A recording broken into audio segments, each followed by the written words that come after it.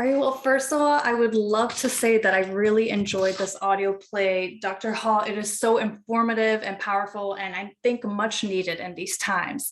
Thank you. And I'm wondering, can you please explain your why going into this process? What really kept you going for this vision? You mean the graphic narrative or Yes, or the audio play and the graphic narrative. right. So with the audio play, I think I really wanted to, get the stories out to people about these women and how brave they were and what they did, to fight for their own like integrity and autonomy. And then I wanted people to see, in these times, where there's all of this suppression of teaching, teaching race or, teaching anything about, sexuality or gender identity. A lot of times people say like, this is a conservative issue. Like conservatives are banning books, conservatives are, but, it's actually an across the board issue, where, so-called liberal organizations do the same thing. They just do it in a different way. And so anytime someone says like, on the right says like, oh, but cancel culture, it's like, honey, I have been canceled so many times. Yeah. Well, DeWanda, I'm curious to know, did Dr. Hall offer any advice when you were doing your voiceovers or any sort of advice that you took to heart? Did you offer any advice? I think No, I was just having a nervous breakdown. I feel like it was just one of those. It was undoubtedly, we met a couple of days before we all started recording, and I found it extremely cathartic. I found the process of reading the graphic novel akin to, looking in the mirror and seeing yourself. And we just had, a conversation that was quite personal because I find her story, I find a lot of similarities, in terms of the just the trials, just the day-to-day, balance between essentially being a justice worker, and holding on to your integrity and trying to operate in these systems. Exactly. It's one of those things that it's difficult to talk about. I found it an extreme act of generosity that she shared that alongside her research. And so, speaking with her, just getting, for me as an actor in general, it's more about literally feeling and taking in and listening. You get more from that than any, platitudes or anything anyone can say. There's so much, that's unspoken that you can just feel. And she and I are both relatively porous people. No, I'm porous now. I'm learning so much about myself today. What was our last interview? Oh, a distinctive voice. Yes. Distinctive voice. And porous. I'm writing this down. No. Yes. When I watched there was like a script read through on Zoom, and I was watching it, and DeWanda, I mean, it was that you were just reading this. I mean, you weren't even supposed to be acting at that time. And, but it was so intense just hearing you that, I, started crying, and it felt, I saw you and some other people kind of tearing up too. And it was just really weird. And I mean, it was reaffirming, but it was kind of intense to like, oh, see people, acting, this very painful period of my life. Yeah. Absolutely. There's one of my favorite clips is, I don't know if you had a chance to watch the Tina Turner documentary, but they're at Cannes, and she's sitting next to Angela Bassett, and Angela's smiling, having crushed her iteration of her. And they're like, oh, Tina, have you seen the movie? And she's just like, this is my life. Yeah. There's a simultaneity of being like, yes, this is all this information is being out, but it is very surreal, I'm sure, to feel and to be like, well, I'm physically reliving it, in this moment. Yeah, absolutely. And just watching our director, Simone Barrows, like, it was the first time I ever saw a director working. I know, DeWanda, that's a kind of big thing of what you do, but I've and she was giving people like okay, what Rebecca's feeling now is this, and the subtext under that is this. I mean, when she's playing a video game with her son, she's feeling like, this is the way I can control everything. This is, you know, and I was like, are you my therapist? Yeah. You're like, you don't know me. And I was just like, this is really creepy and scary, but in a good way. It was just like, okay, this is actually, talk about being seen. I was seen so much. I felt like I wanted to curl up in a ball on the floor and dissociate, but I managed. Yeah. Well, speaking of those emotions, you have such transparency and honesty and rawness in the audio play that I listened to. And I'm wondering, was there at any point, any sort of hesitancy in including some sort of anecdotes? Were you a little bit concerned, oh, is this getting too personal? Am I comfortable sharing this? Because that's definitely admirable that you were so honest. Yeah. I mean, I think it's important to walk through the world with honesty and an open heart, even when everything around you is crazy.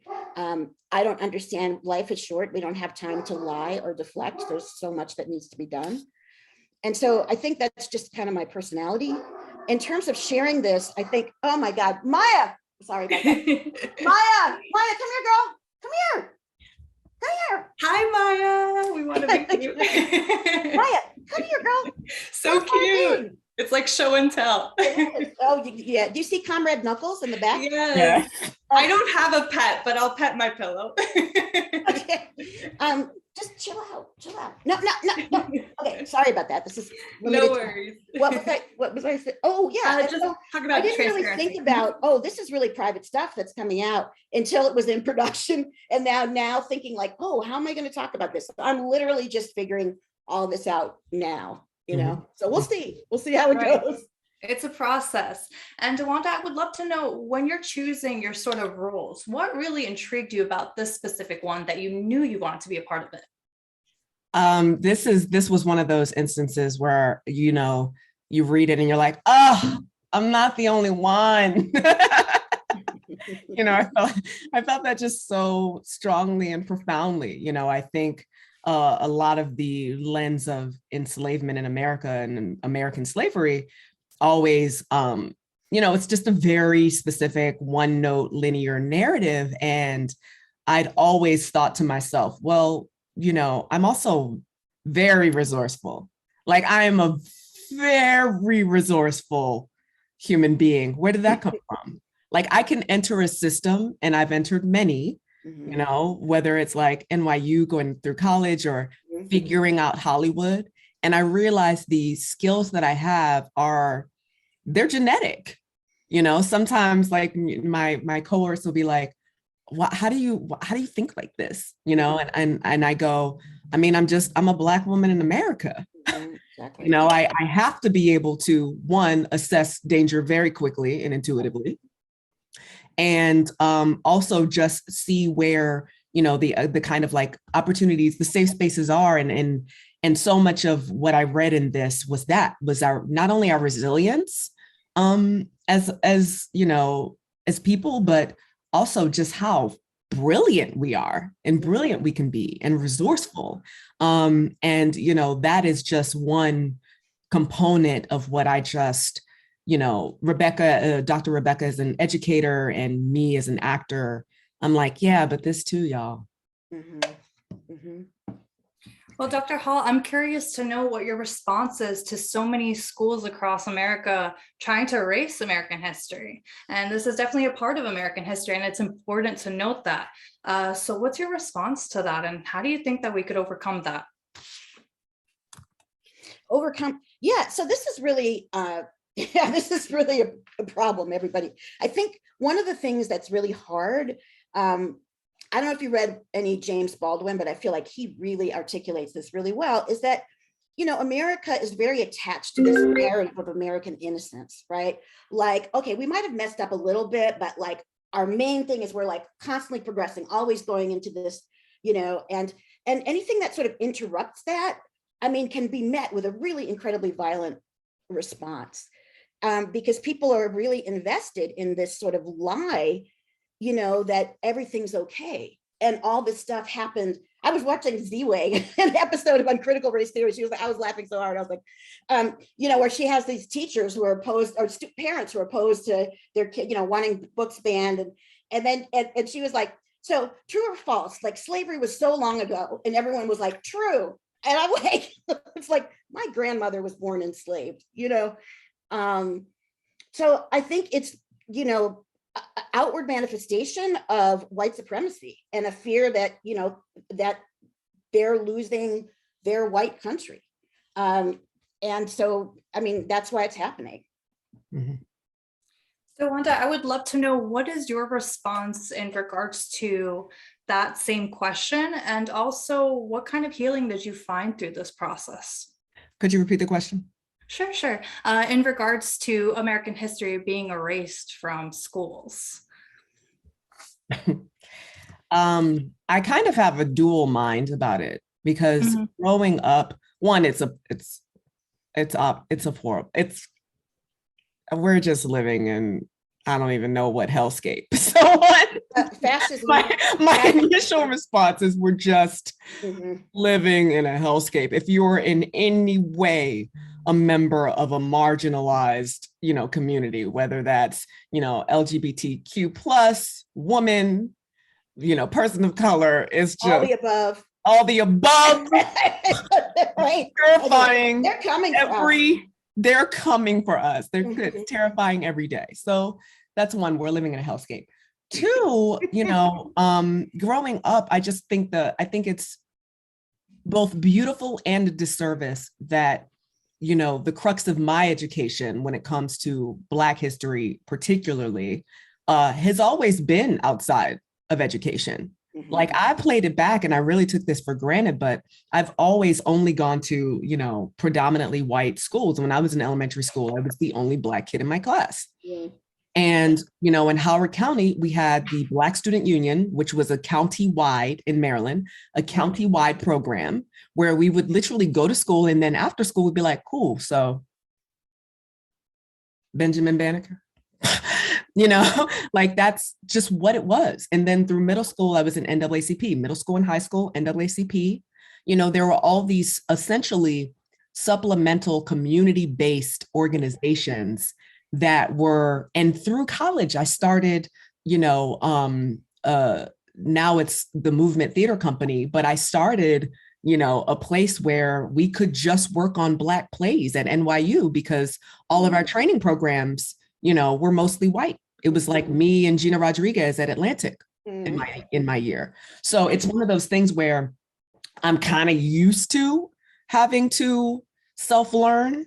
But it's an absolute travesty. And it's, it occupies a great deal more of our time and effort, both, as voracious learners and as educators, to have to do that.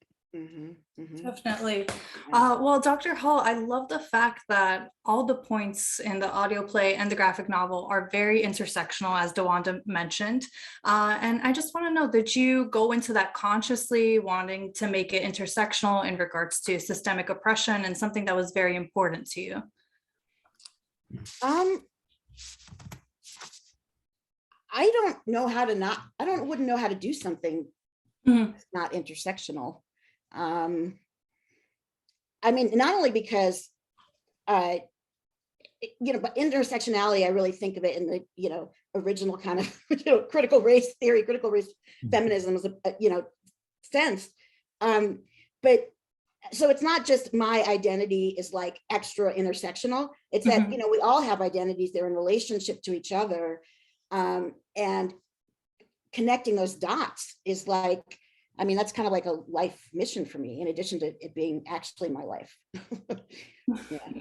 And DeWanda, I would love to know, what do you hope that the audience takes away from this? I think everything I do meets people where they are, and this is to your point about essentially the intersectionality about it, of the project itself. This was a graphic novel that I read multiple times. Oh, you did? And yeah, No. I did. And each time, depending on what was happening in the moment, it struck me, in different ways, whether that's the kind of historical component of it, or Dr. Rebecca's very generous sharing of her life and, and her challenges. And so wherever they are, I hope it meets them where they are. I hope it continues to remind us and remind Black people specifically in America of the strength of our stock. I hope at its best, it starts to eradicate some of the shame. I think it's the greatest magic trick of white supremacy has been in blaming the oppressed for their oppression. Exactly. Exactly right. And Dr. Hall, what do you hope that the audience takes away? Yeah, so a lot of things. I've been doing, it's funny, because I got fired multiple times here, and I actually just had my teaching license revoked because I was protesting an ICE detention facility and got arrested, which was the plan, but then they took my license, but whatever. I'm not teaching here anyway. But like now I'm designing curriculum for like the whole state of New York. Like I just sent in a whole curriculum on James Baldwin, a whole one on the 1712 slave revolt. So I'm just, excited about working in those states where we can tell the truth, and also just out there for people, to just, think, learning to think critically and engaging is so much about, like DeWanda's saying, meeting people where they are. And it's been really enlightening for me to see how many people, especially young people, have taken up this book and really felt moved by it, and so I hope this has a similar impact, as a companion piece to the book. Definitely. And I hope that they bring this book to more schools. I think it's so vital and it's so informative and powerful. And I just want to congratulate you both on all the success of it. And thank you so much for chatting with me today. And I wish you all the best of luck with everything else. Thank you. Thank you so much. Have a great one. All right. Bye. Bye.